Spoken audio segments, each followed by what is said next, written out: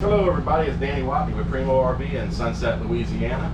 Today I want to talk to everybody about the upcoming storm season and things that you probably want to do and have in place in case you need to evacuate, or if you plan on pulling your RV or camper to your home and leaving it maybe in your driveway or outside your house or anything like that, in case you lose power at your house, that you can jump in your RV at the very least and put a generator on and still have the comforts of home without being inside the house. So you want to, if you're going to evacuate, what you want to do is make sure first and foremost everything's in working order before you leave. Bring your RV home. If you hear about a storm that's somewhere, you know, that's going to be in the Gulf within the next week, that pretty much gives you about a 7 to 10 day window. You want to get your RV home or wherever you're going to get it to where you can test it, and you want to make sure that your ACs are working. You want to make sure that you have no water leaks. You want to make sure that you're getting proper voltage, your batteries are charging, everything is working as it should. Fill your fresh water tank, okay? This is if you're going to leave. Fill your fresh water tank, and that allows you, in case, well, everybody's trying to get out, all campgrounds from here all the way up to Alabama are full. You can pull over in a Walmart parking lot or some other business or anything like that, and you can still use the bathroom by simply kicking your water pump on. You still have flushable water, still have potable water that you can get out of the faucet and drink. This will, you know, so you want to have those things in place. Also, what you want to do is make sure that you have tarps, toilet sanitizer.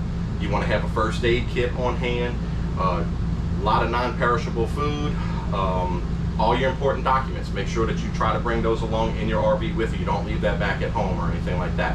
A lot of people take pictures and things that just can't be replaced. They'll load up their RV and take all that with them. So that's if you're going to go on the road. Just make sure everything's operational, work in perfect order and all that. And that also allows you about a 10-day grace period, that if something isn't right, maybe you can get a mobile tech if your local dealer can't take you in right away to handle your problems. Maybe a mobile tech can and get you fixed up, okay? Now, if you're going to pull it back to your house, you're going to want to basically go through the same procedures, make sure everything's working, operational, no issues, and make sure your tires are inflated and at proper levels, regardless whether it's staying home or going on the road, okay? So make sure that's an important one. But basically the same thing. If you're gonna use your camper in case you lose power at your house and you say, well, I have a generator that I can run on, at the very least, I know my generator is gonna run my camper. We may be sweating inside, but I can run my camper. So make sure everything's working. And then the first and foremost, the most important thing is make sure that you have some sort of an anchoring system that you can anchor your camper into the ground. Especially I've seen a lot of these in Lake Charles and all that, and sometimes the anchoring systems, depending on what size storm is coming or what has hit you, it may not do a bit of good, but at least you've tried.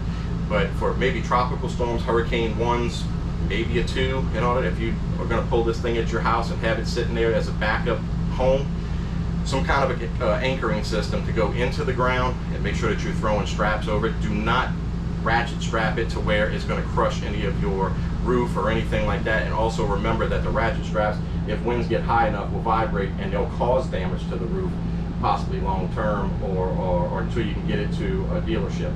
So you may want to put a rag underneath there as well, just to protect your roof membrane, okay, coming across. Just do those simple little things. There may be some other things I've forgotten, but you know, just use common sense in these manners, and just remember, plenty of food. Don't forget the puppies, don't forget the kittens and all that stuff, and you should be equipped to handle pretty much anything nature throws at you. So for all your RV needs, where do you go? Go to Primo.